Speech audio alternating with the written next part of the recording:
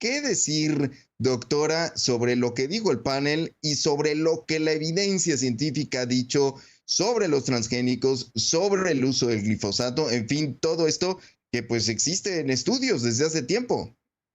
Sí, claro. Bueno, como bien dices tú, el panel es meramente comercial. Yo creo que tendríamos que entender un poco el contexto histórico desde lo que fue la globalización y lo que empezó con el TEMEC, que bueno, lamentablemente eso a México lo puso en una situación un poco de desventaja, sobre todo en la producción agropecuaria. Y ya hemos tenido algunas cuestiones, México se ha defendido un poco, como cuando Vicente Fox era presidente, había prohibido el cultivo de los transgénicos, luego se empezó a hacer en otros sexenios experimentos más bien con la semilla de maíz transgénica. Incluso en 2004 hubo una comisión de cooperación y el medio ambiente que hablaba acerca de la biodiversidad y de los efectos del maíz transgénico en México. México es obviamente la cuna del centro de domesticación en Mesoamérica del maíz, o sea, aquí se originó el maíz. Aquí tenemos el pariente silvestre del maíz, que es el teocintle, ¿no? Que era una varita así, chiquitita, y gracias a lo que hemos venido haciendo desde los últimos 12,000 años, bueno, más o menos 9,000 aquí, eh, de la selección artificial, junto con todos los procesos evolutivos que son la mutación, la deriva génica, el flujo génico y la selección tanto artificial como natural, pues hemos logrado tener diferentes variedades de maíces nativos. Lamentablemente en México no hay una protección de estos maíces nativos, no hay denominaciones de origen, que en realidad eso es lo que debería de haber hecho México desde hace mucho tiempo, haber protegido a sus maíces nativos de, por ejemplo, para tener denominaciones de origen, para que no existan otros países que se lleven este material genético o este recurso genético, que es así como lo conocemos, o fitogenético, a otros países. En este caso de los maíces nativos. Por ejemplo, también el nopal no tiene, ¿cómo se llama?, denominación de origen y no está protegido, y ya se lo llevaron los chinos y se lo llevaron para cultivar grana cochinilla, y ahora los chinos dicen que son de ellos, o sea, es biopiratería. Y en el caso de los transgénicos y del maíz transgénico, pues bueno, Estados Unidos, México es mayormente el mercado de importación o más bien nos vende Estados Unidos mucho maíz para nuestros productos comerciales.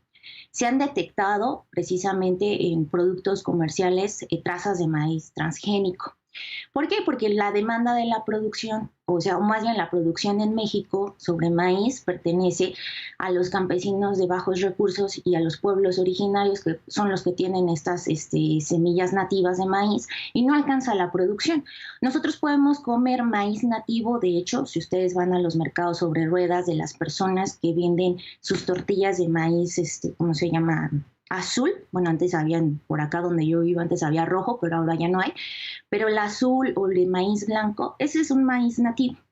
Y nosotros, pues bueno, deberíamos de impulsar el mercado de ese maíz. Ahora bien, las cuestiones de los transgénicos no es que tampoco sean el diablo, ¿no? O sea, tenemos muchas cosas que han sido gracias a la ingeniería genética. Por ejemplo, la insulina, ¿no?, que viene de la E. coli, que ha salvado a muchísimas personas, o las mismas vacunas de RNA mensajero.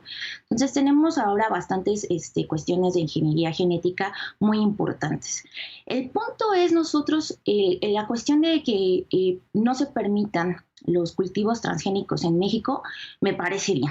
O sea, creo que debemos mantener eso, pero también tenemos que cuidar a nuestros maíces nativos, porque de hecho la FAO ha dicho que la biodiversidad de diferentes cultivos, no sea solamente un monocultivo, por ejemplo, es lo que nos va a dar la seguridad y soberanía alimentaria frente a los retos del cambio climático. También la misma FAO tiene las guías sobre los alimentos transgénicos, porque mucho se ha hablado de ellos, por ejemplo, que causan alergias. Se supone que en esas guías existen los requerimientos para que un alimento transgénico sea inocuo y que no cause alergias a las personas. Aún así, por ejemplo, hay semillas que son que causan alergia a las personas, que no necesariamente sean transgénicos, por ejemplo, las nueces, ¿no? Entonces eso es importante saberlo. Ahora, el uso del glifosato. El glifosato se usa en el maíz transgénico porque este es resistente a ese herbicida y lo que hace es que mata a las plantas o a las malezas más bien que crecen alrededor del maíz y o se llaman también arbences, pero también se han encontrado algunas trazas de maíz, de glifosato en el maíz. Ahora bien, el IARC lo catalogó como probablemente cancerígeno. Entonces aquí hay que recordar lo que dijo Paracelso. Nada es veneno, todo es veneno dependiendo de la dosis y del tiempo de exposición. Tendríamos que estudiar más porque hay mucha controversia acerca de esto. De hecho, en Alemania ya en 2019 se estipuló que se iba a prohibir el glifosato, pero actualmente se tuvo que levantar esa prohibición porque obviamente había intereses económicos. Entonces, lo que tiene que hacer ahora el gobierno alemán es precisamente que el glifosato no se use en mantos acuíferos para consumo humano o también que puedan matar a los insectos, ¿no? Que sería la biodiversidad que hay, porque muchas personas o mucha gente que, apoya a los transgénicos o a los herbicidas no se pone a pensar también que existen otros pequeños insectos que son los que ayudan a que ese ecosistema esté saludable. O sea, no somos acá los seres humanos la máxima creación ni la máxima punta evolutiva, también dependemos de otros ecosistemas para que estén saludables, ¿no? Y si empezamos a matar esos pequeños insectos, pues obviamente aumenta más la probabilidad del cambio climático. O sea, hay, digamos, un punto fundamental, Toral, que es el de la biodiversidad, el de la protección de la biodiversidad en nuestro país, por lo que podría suponer el dominio, pues, de muy poquitas especies modificadas genéticamente e introducidas a un mercado, pues, mucho más amplio del que actualmente se utiliza ese tipo de maíz, que es normalmente alimentación de animales o para otros productos derivados, pero no necesariamente para el consumo humano. Y está el tema de la salud per se, una discusión en torno al glifosato, en torno al propio maíz transgénico, por el que tendríamos pues que ponerle particular atención, porque lo que se ha dicho o la percepción que he visto en muchos medios de comunicación o incluso en especialistas es que México no lo pudo demostrar y que entonces por eso pues ya hay que darle carpetazo y hay que aceptar que los transgénicos son buenos y que nos ayudan y que nos han ayudado. Entonces es un asunto bastante más complejo. Ahora esa protección de la biodiversidad, como usted dice, ya no se ven, por ejemplo, tortillas rojas, ¿no? O sea, sí hemos visto cómo se ha ido pues manifestando una reducción. Lo vemos no solo en el maíz, también lo vemos en los chiles de las salsas que no pican, que eso es un punto fundamental y que en parte tiene que ver con el comercio de Chile y la importación de Chile de otros países, las modificaciones, en fin, todo esto que es una realidad. En otros países incluso se está hablando del plátano y del peligro que enfrenta el plátano en los próximos años, un reto importante porque hay tantas modificaciones que los propios sistemas reproductivos pues están en riesgo. Entonces, este sí que es un tema pues que no es de México exclusivamente, sino que la protección de la biodiversidad es un tema mundial, doctora. Sí, exactamente. Yo creo que, bueno, yo estoy en ambas fronteras, tanto la de la biotecnología y de la ingeniería genética, como de la genética de la conservación. Entonces, bueno, yo apenas acabo de egresar del doctorado, apenas terminé en marzo, pero lo que he estudiado y lo que he visto es que los grandes líderes, así, de investigación, toman extremos muy radicales. Entonces, no, dicen, la ingeniería genética es el diablo, ¿no? O los de ingeniería genética dicen, no, los de genética de conservación y los ecólogos son unos hippies radicales que quieren que nos regresen a lo prehistórico, ¿no? Y no es así, o sea, el punto es que ambas disciplinas existen por algo y deberían de trabajar en conjunto precisamente para, uno, preservar la biodiversidad nativa, porque de hecho en ese reporte que yo te comento de los efectos del maíz transgénico en México, Canadá mencionó, se fue a un formato de expertos de entre Canadá, México y Estados Unidos, mencionó que si un país decide utilizar una semilla transgénica, pues bueno, lo puede usar siempre y cuando no esté en peligro su biodiversidad nativa. En este caso, por ejemplo, la biodiversidad nativa de México. Ahora hay muchos que dicen, bueno, es que el maíz transgénico puede ayudar a aumentar la producción de maíz y dejemos de importar maíz a Estados Unidos. No es cierto, porque no necesariamente tú le puedes dar a un campesino que tiene un sistema de producción de ahorro y autoconsumo, que es la mayoría, o sea, digamos que es como el 80% de la producción, a que empiece con su semilla transgénica y ahora sí aumente su producción y salga de la pobreza. Eso es un mito, porque el sistema de producción es un proceso.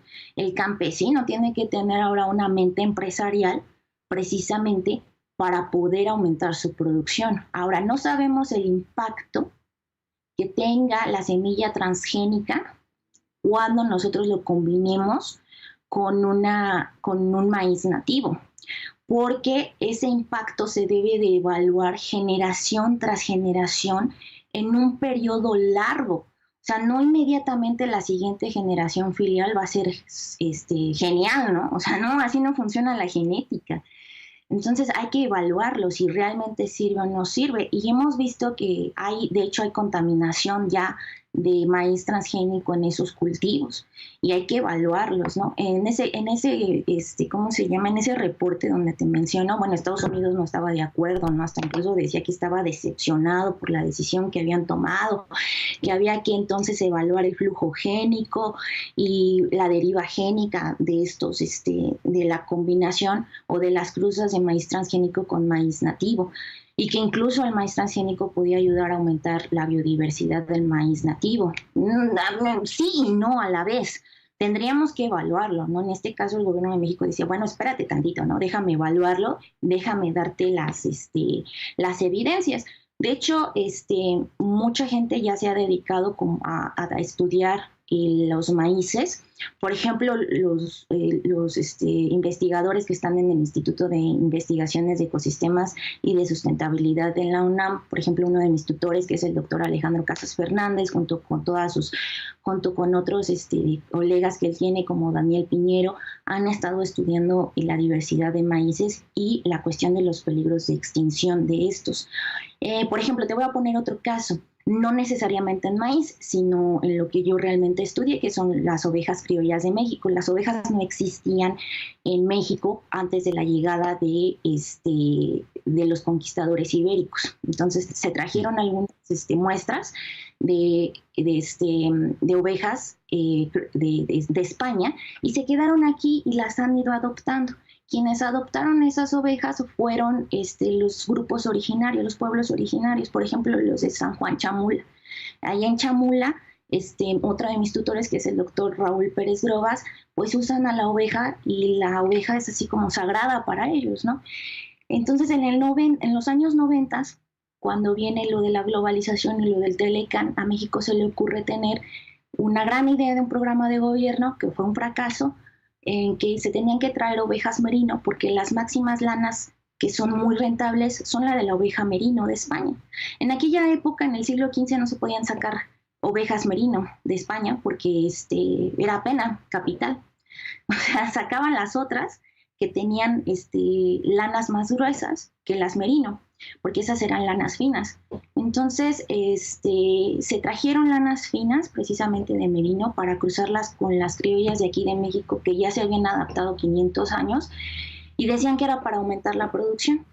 Entonces resulta que las metieron en estos pueblitos, y cuando sale la siguiente generación filial, la lana no salió ni fina ni gruesa. Entonces se quedaron así, esto no me sirve, ¿no? O sea, las personas de San Juan Chamula que utilizan el telar de cintura para hacer su indumentaria, pues dijeron, esta lana no me sirve porque se deshace incluso en el telar de cintura. Y pues bueno, obviamente eso no funciona de esa manera, ¿estamos de acuerdo? Entonces, por eso hay que meter primero la protección, la denominación de origen de estas especies nativas de maíz o también de recursos de animales, y después ver si me conviene o no me conviene utilizar un cultivo transgénico o no.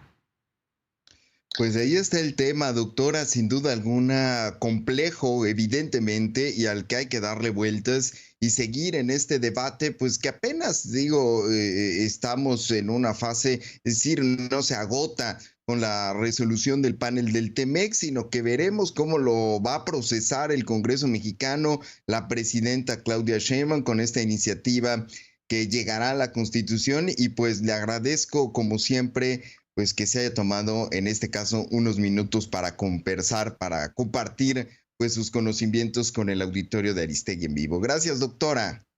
Solamente quería agregar algo respecto al panel. Pues yo creo que en este momento el gobierno debería de escuchar a otras versiones, ¿no? Tanto la biotecnología como la genética de la conservación. O sea, ahora sí ya ponerse a trabajar juntos para precisamente no tener este problema del panel. Porque tampoco, o sea, ¿cómo puede ser posible que nosotros somos el centro de origen y domesticación del maíz y le tengamos que comprar a Estados Unidos maíz que él quiere? Y que tengamos que comer maíz que él quiere. Incluso deberíamos ya tener en nuestros productos comerciales, si son semillas derivados de la bioingeniería o son genéticamente modificados. Y así el público decide, ¿sabes qué? Yo me lo como o no me lo como. Pero también eso es lo que se debe de hacer ahora, que se acerquen más a las nuevas generaciones que están en esto, que no sean tan dogmáticas, que no caigan en lo radical tanto de la biotecnología, porque dicen, no, sí, los transgénicos o los elementos transgénicos son súper seguros. No, espérense tantito, hay que tener precaución. O que no, es que solamente esta semilla nativa es la mejor. Sí, también, pero también hay que ver cuáles son las cuestiones y qué podemos utilizar tanto de la biotecnología como la genética de la conservación, que esa ha sido mi postura, que se deben de trabajar unidas precisamente para preservar la biodiversidad de una especie. Porque abrir el abanico. Exactamente, abrir el abanico, porque cuando una especie se extingue, no hay ningún poder humano que la vuelva a retomar. O sea, ya se extinguió y se extinguió para siempre. Han existido procesos de extinción, claro, pero igual, y esta variedad de maíz que se extinguió nos puede, como no la hemos estudiado así muy bien, igual y tiene genes que nos ayudan a que sea resistente a otras enfermedades. Y si nosotros solamente tenemos una variedad de maíz y le da una enfermedad, porque nosotros no controlamos el cambio climático, porque ese es realmente nuestro mayor enemigo, el cambio climático, entonces nos vamos a estar quedando, obviamente, sin variedad de alimentos, ¿no? Como en la película de Soylent Green, ¿no? Que llegó en un momento en que ya no íbamos a tener alimentos y que nos teníamos que comer a nuestros abuelitos en galletas verdes. Así en ese futuro muy disotópico, ¿no? Entonces no queremos llegar a eso porque ya está existiendo, ¿no? La extinción de eso. Yo creo que nuestro punto ahora es trabajar juntos en unidad, tanto la biotecnología como la genética de la conservación, dejar los egos académicos a un lado y ver cómo le podemos dar la vuelta a la cuestión del TEMEC. Decir, sí, ok, pero yo voy a defender mi biodiversidad de maíz nativo, porque pues bueno, eso finalmente es seguridad y soberanía alimentaria. Pues doctora Campos, le agradezco mucho y ahí está el reto y aprovecho para desearle un feliz año 2025. Muchas gracias por su presencia.